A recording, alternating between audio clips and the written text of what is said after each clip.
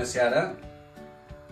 Ne-am gândit în seara asta să pregătim o pastă cu roșii. Ingredientele principale avem spaghetti, parmezan, roșii. Usturoiul este ingredientul cel mai bun. Nu trebuie să lipsească niciodată. Un pic de ulei de măsline. Costuri foarte, foarte mici. Da? Începem să tăiem usturoiul mărunt.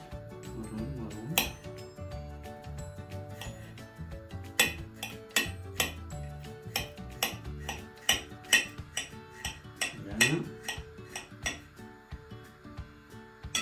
Noi, cum toată lumea nu știe să facă o pastă cu roșii, dar să vă explic cât de simplu și gustoasă poate fi.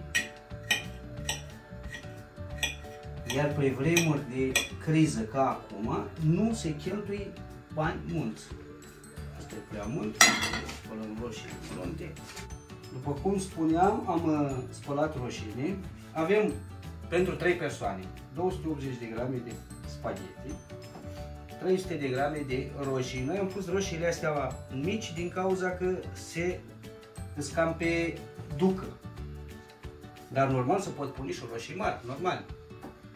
Nu roșii sherry sau din astea pe care le avem noi acum. Ca să nu le aruncăm. Ne folosim de astea. Tăiem mărut, roșii. Deci chiar mărut.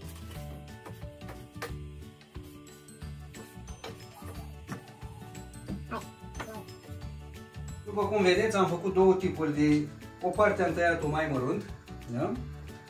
Iar o parte un pic mai mare, ca să simțim și gustul mai profund al roșii.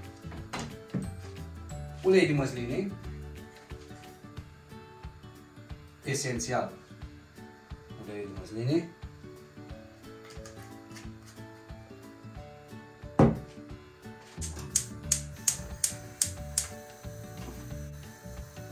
Punem uleiul la încins. Punem uleiul la încins. Când vedem că usturoiul începe să se prăjească, o să punem primul rând de roșii mărunte. Deja începe să... Nu lăsăm niciodată uleiul să ardă. Foarte important.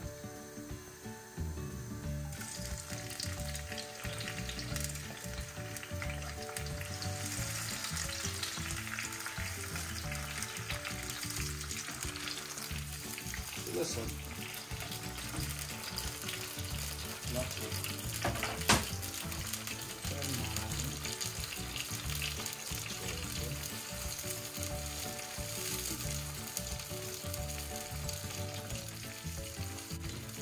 Acum punem și asta.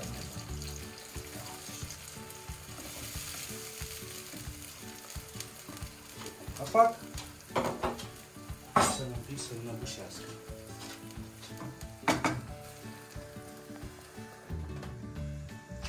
Punem și un pic de sare, după gust.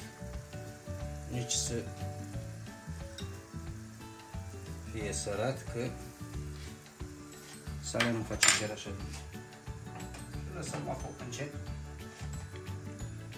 Cel puțin 10 minute. Între timp, pregătim un pic de parmezan. Chiar dacă nu este parmezan, este bun și o brânză cu caș de oaie sau de vacă. Mai uscat, dat pe hrenat, este perfect de bun.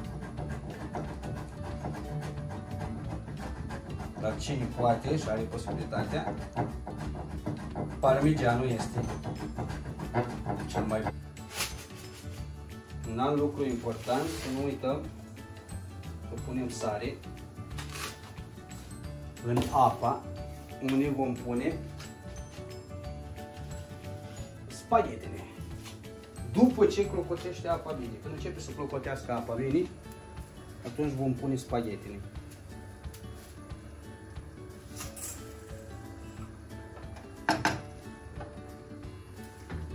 respectăm indicațiile de fierberea a pastei, exact cum scrie pe cutie.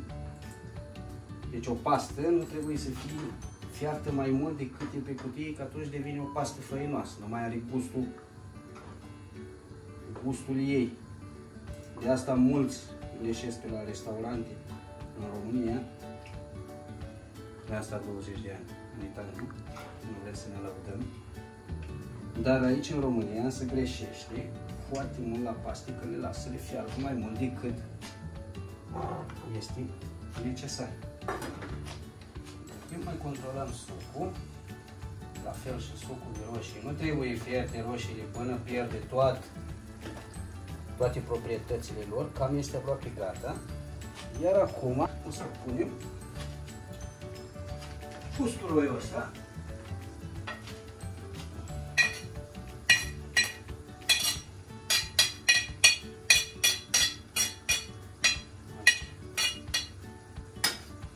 Așa. Și un pic de busuioc. Soția l-a pus la congelator, de e perfect. Deci busuiocul se menține bine în congelator.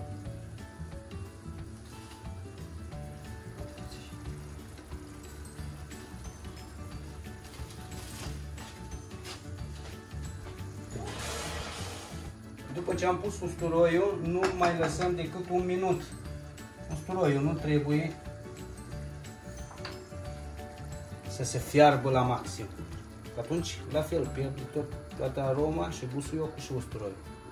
Punem capacul și lăsăm până când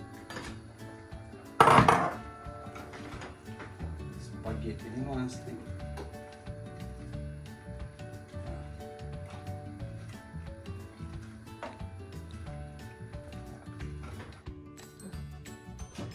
gata. Acum dăm pasta lor.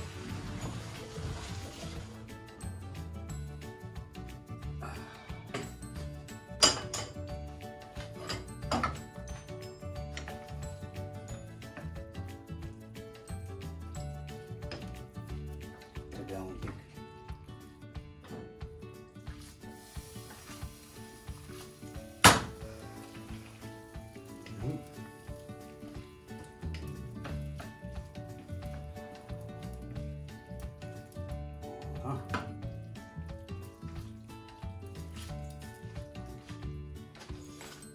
Și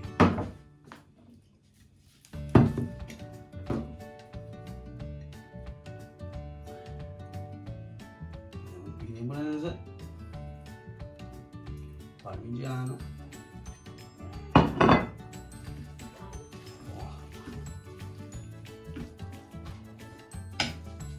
și poftă bună!